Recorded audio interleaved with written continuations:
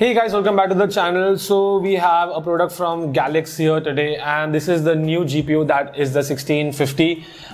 It has a Turin architecture and it's going to be a part of the 1660 Ti and the 1660 family. This is a good day for us because this is the second product that we're going to unbox today, and without further ado, let's just jump right into it.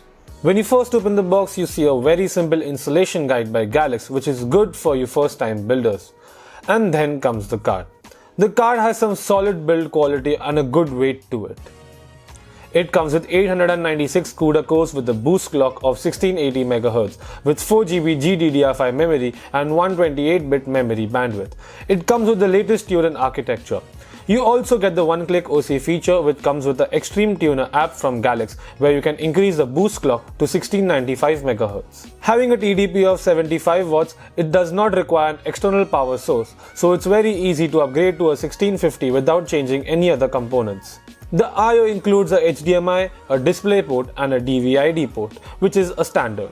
The dual fan design helps the card to run cool and offer some great heat dissipation, and I'm really eager to bench the card and check it out. Thank you for watching the video.